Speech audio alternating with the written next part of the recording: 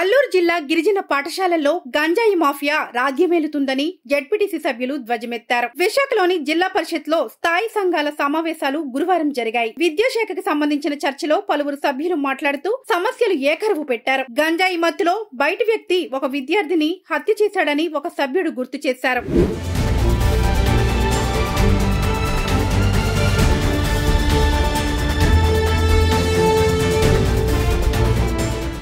పాఠశాలల్లో టీచర్ల కొరత ఉందని కొందరు సభ్యులు ఆందోళన వ్యక్తం చేశారు. అరకు, చింతపల్లి, జీకే వీధి, జి మాడుగుల మండలాల్లో ఉపాధ్యాయ పోస్టులు భర్తీ చేశామని విద్యాశాఖ అధికారులు తెలిపారు. అల్లూరు జిల్లాలో 750 పోస్టులు భర్తీ చేయడం లేదని సభ్యులు వాపోయారు. పలు పాఠశాలల్లో ప్రహారీ గోడలు లేవని, వాష్రూమ్లు దుర్వాసన భరించలేని రీతిలో ఉన్నాయని జెడ్పీటీసీ సభ్యులు ఫిర్యాదు చేశారు. ఇంకా స్లాబులు కారిపోవడం, మేడ మీదకు మెట్లు లేవని సభ్యులు పేర్కొన్నారు.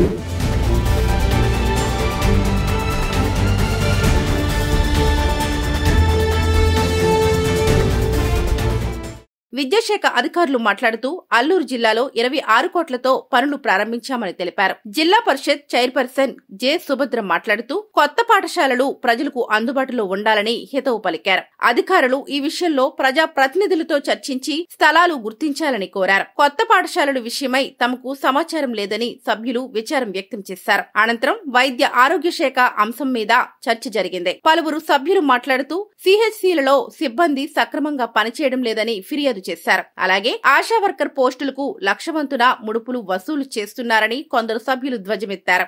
అంబులెన్స్లు సకాలంలో రావడం లేదని వారు ఆందోళన వ్యక్తం చేశారు. జిల్లా పరిషత్ లో స్టాండింగ్ కమిటీ రివ్యూ అనేది జరిగింది. దాదాపుగా 7 కమిటీలు ఉంటాయి. అందులో ఇప్పటి వరకు గ్రామీణ సంక్షేమం నుంచి ఒకటి అయ్యింది. అదే విధంగా మెడికల్ అండ్ హెల్త్ గురించి కూడా అయింది, అండ్ ఎడ్యుకేషన్ కూడా అయింది. దాదాపుగా ఈ జిల్లాలో ఉమ్మడి విశాఖపట్నంలో గనక చూసుకుంటే స్కూల్స్ లో చదువుతున్నటువంటి విద్యార్థులు ఈ రోజు గాంజాకి ఎడిట్ అవుతున్నటువంటి విషయం మన అందరికీ తెలిసిన విషయమే. మరి ప్రభుత్వం వచ్చిన తర్వాత ఇదిగో అన్ని చేసేమో, చాలా క్లియర్ చేసేమంటున్నారు. మరి ఈ రోజు సభ్యులు ప్రతి ఒక్కరు కూడా విద్యార్థులు ఈ రకంగా గాంజా తీసుకుంటున్నారు అనేది కూడా ప్రస్తావించడం జరిగింది. ఇది ఏఎస్ఆర్ లో, అలాగే విశాఖపట్నం, అదే విధంగా అనకాపల్లి జిల్లాల్లో ఉన్నటువంటి ఏదైతే బాయ్స్ హాస్టల్స్ ఉన్నాయో దాంట్లో కూడా బాగా విరివిగా దొరుకుతున్నాయి అనేది సభ్యులు ప్రస్తావించడం జరిగింది. ఖచ్చితంగా ఇది ప్రభుత్వానిదే కాదు, అందరి బాధ్యత అండి. దీన్ని ఖచ్చితంగా అరికట్టే విధంగా ముందుకెళ్లాలని కూడా ప్రస్తావన వచ్చింది. అదే విధంగా ఏదైతే హెల్త్ అండ్ మెడికల్ లో ఉన్నటువంటి కొన్ని సమస్యల పట్ల కూడా మా సభ్యులందరూ కూడా ప్రస్తావించడం జరిగింది. అదే విధంగా అక్కడ ఉన్నటువంటి ఆశా వర్కర్స్